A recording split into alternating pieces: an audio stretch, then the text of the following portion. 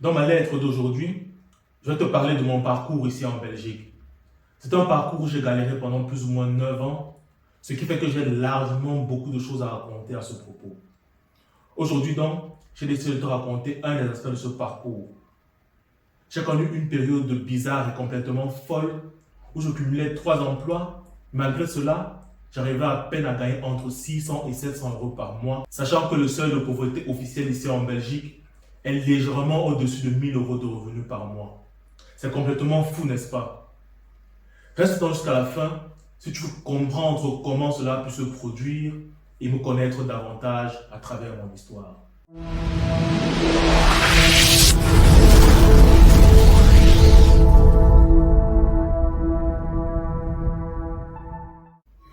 avant d'entrer dans le vif du sujet, laisse-moi te saluer et te souhaiter chaleureusement la bienvenue sur Je suis Africa, la chaîne qui contribue dès aujourd'hui à édifier l'Afrique prospère de demain grâce à l'émancipation mentale et financière des Africains. Car, d'une part, l'évolution et la révolution qui changent vraiment une vie commencent d'abord par un changement de mentalité.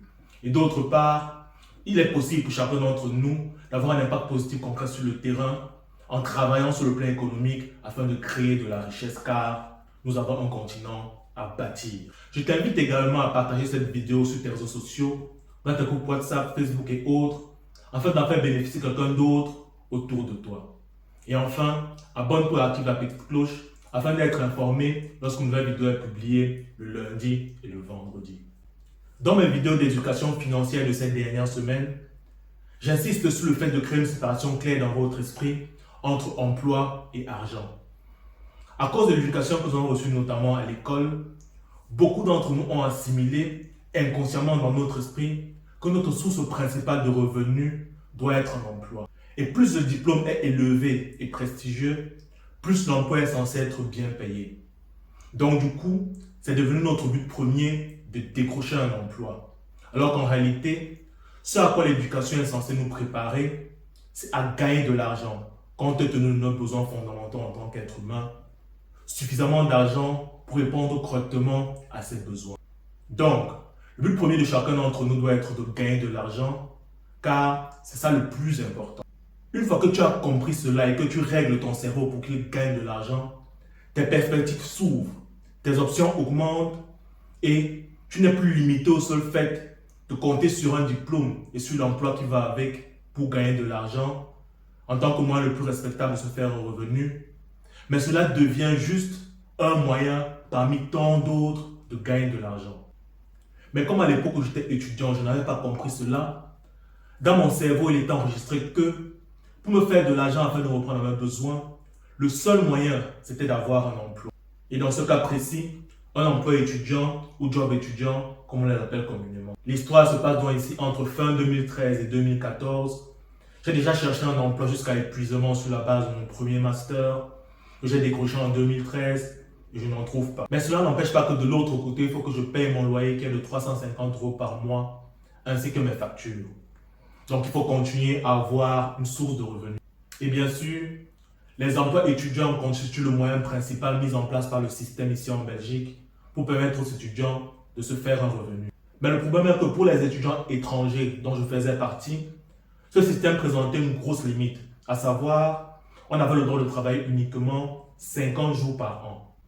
Ce qui signifie que si un étudiant travaillait 8 heures par jour, à raison, disons, de 10 euros net par heure, et c'est une moyenne car ici le salaire moyen étudiant variait entre 8 et 13 euros de l'heure, cela fait que par an, il ne pouvait gagner qu'environ 4 000 euros. Et quand tu divises ces 4 000 euros par 12, tu te retrouves avec 333 euros de revenus nets par mois. 333 euros par mois, c'est à peine l'équivalent du loyer d'une chambre, donc c'est absolument insuffisant pour vivre. Ce qui fait que chaque étudiant étranger africain ici en Belgique met sur pied sa stratégie personnelle afin de s'en sortir compte tenu de cette contrainte.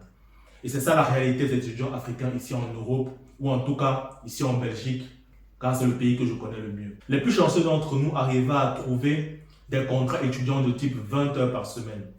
Donc si on considère qu'ils étaient payés 10 euros net de l'heure, ils pouvaient gagner jusqu'à 800 à 1000 euros par mois, car avec 800 euros ou plus, on peut largement vivre aisément comme étudiant. Mais bien sûr, de tels contrats étudiants étaient extrêmement rares. La règle qu'ils ont fixée, c'est de limiter le nombre de jours de travail étudiant à 50 jours de travail maximum par an. Et pour le reste, à chacun de se débrouiller comme il peut avec ça. Donc moi aussi, depuis mon arrivée en Belgique en 2010, je rêvais comme beaucoup d'étudiants de décrocher ce type de contrat de 20 heures par semaine en parallèle de mes études. Mais jusqu'en 2014, je n'avais pas réussi à décrocher un tel contrat. Preuve, comme je viens de le dire, que c'était assez difficile. Mais le temps est passé et nous voici en fin 2013, début 2014, et voici ce que je me dis. J'ai toujours le statut étudiant parce que je n'ai pas le choix, car c'est le moyen de rester sur le territoire belge. Mais de l'autre côté, j'ai déjà 2 masters en poche, et avec mon âge et mes responsabilités personnelles de l'autre côté, je ne peux absolument pas continuer à vivre en me contentant de seulement 333 € par mois, plus le soutien familial de l'autre côté. Et d'ailleurs, j'en profite pour remercier de tout mon cœur mes proches qui m'ont envoyé régulièrement de l'argent pendant cette période de ma vie afin de subvenir à mes besoins. S'ils voient cette vidéo, ils se reconnaîtront. Donc, comme je disais, il faut absolument que je trouve un moyen de gagner plus d'argent.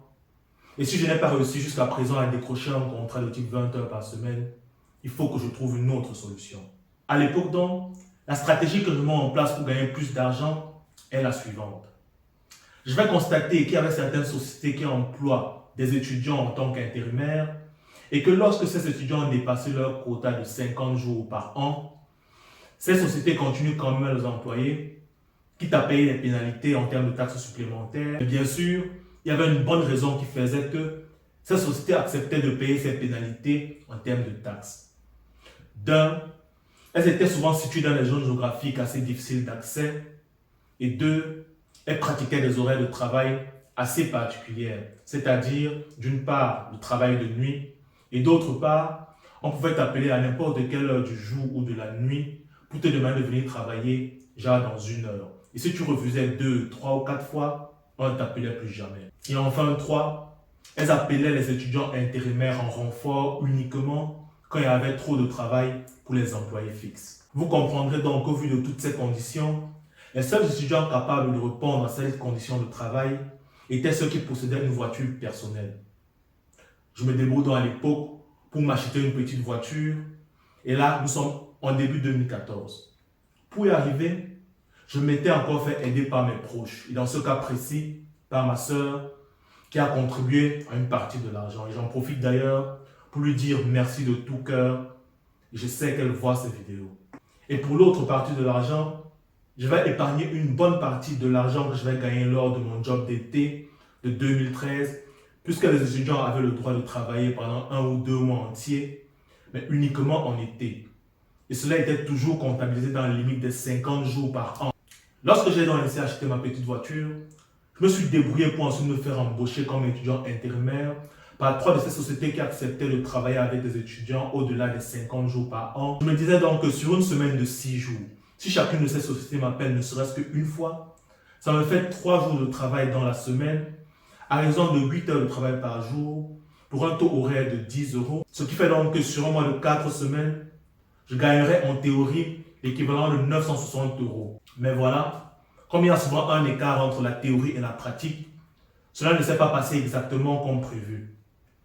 Vous vous rappelez que la troisième condition de travail de ces sociétés était qu'ils n'appelaient les étudiants qu'en renfort lorsqu'il y avait beaucoup trop de travail pour les employés fixes. Tout dépend du marché. Il y a des périodes où on t'appellera presque tous les jours, mais aussi des périodes où on t'appellera presque pas et parfois pendant des semaines. Et en plus, dans mon plan génial, entre guillemets, j'avais prévu le coup, puisque c'est la raison pour laquelle je me suis débrouillé pour me faire embaucher par jusqu'à 3 de ces sociétés, pour ceux qui se sont demandé pourquoi je suis allé jusqu'à cumuler 3 jobs.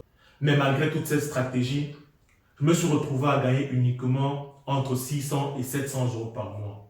Je me souviens que pendant ces moments, j'étais vraiment dégoûté. Vu que malgré mon plan génial en apparence, tout ne marchait pas si bien finalement dans la pratique, puisque je gagnais à peine l'équivalent du double de mon loyer de l'époque, comme je l'ai dit, qui était de 350 € par mois. Mais bon, le plan n'était pas totalement nul, puisque j'arrivais à me faire plus que les 333 € auxquels le système me condamnait. Et d'autre part, je reconnais quand même qu'il y avait quelques mois où j'arrivais à gagner beaucoup plus, des mois où il y avait beaucoup plus de travail et que je me faisais appeler plus. Mais avec le recul et ce que j'ai appris aujourd'hui, j'aurais pu faire mieux si j'avais eu l'esprit ouvert, si je n'étais pas coincé dans ma tête avec l'idée que la seule manière de gagner de l'argent, c'était à travers un emploi. Mais attention, je ne crache pas sur l'emploi. Je le remets seulement à sa place en précisant que l'emploi n'est qu'un moyen parmi tant d'autres d'atteindre le véritable but qui est de gagner suffisamment d'argent. Si j'avais compris ça à l'époque, un autre moyen simple de gagner plus d'argent, plutôt que de rouspéter sur le fait que je gagnais seulement 650 € par mois, aurait été par exemple utiliser ma voiture comme taxi. C'est vrai, ça a la limite de la légalité, mais si je le faisais uniquement quelques fois de temps en temps, cela m'aurait permis de gagner ne serait-ce que 50 ou même 100 € en plus par mois. Ou encore, en parallèle de ces emplois, je pouvais faire d'autres business à côté, comme par exemple acheter des produits ici en Europe pour le compte de gens en Afrique. Et nous savons qu'il y a beaucoup de gens qui font ça et ça leur apporte de l'argent. Ou encore, je pouvais lancer un business là-bas directement en Afrique. Des business comme l'élevage de poulets qui a déjà fait ses preuves en termes de rentabilité et de maîtrise du système. Sachant en plus qu'à l'époque, ma soeur tenait justement un élevage de poulets au pays et il marchait plutôt bien. Puisque si j'avais réussi à épargner pour m'acheter une voiture, cela signifie que j'aurais aussi pu épargner pour contribuer à faire grandir ce business et avoir une source de revenus en plus de mes 3 jobs ici sur place. Ou encore à côté, j'aurais pu lancer un business en ligne. Quand nous étions en 2014, Internet est démocratisé. En plus, je vis en Europe, j'ai un ordinateur personnel portable et le Wi-Fi à volonté. Donc, d'une manière ou d'une autre, il y avait moyen que je trouve aussi une solution de ce côté-là.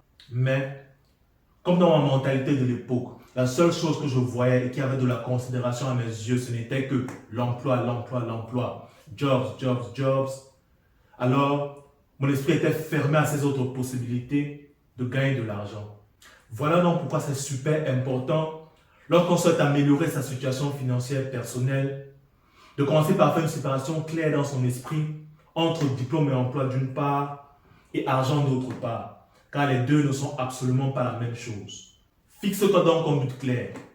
Je suis là pour gagner mon argent. Telle somme d'argent au bout de telle période. Car, au final, le plus important, c'est gagner de l'argent. C'est ça le but ultime. Si tu as de hauts diplômes ou même un emploi et qu'au final, ça ne te rapporte pas d'argent, cela ne vaut absolument rien. Merci d'avoir suivi cette vidéo jusqu'à la fin. Like, laisse un commentaire si elle t'a touché et partage. Et sur ce, je te dis rendez-vous sur Je suis Africain pour une prochaine vidéo. À très bientôt.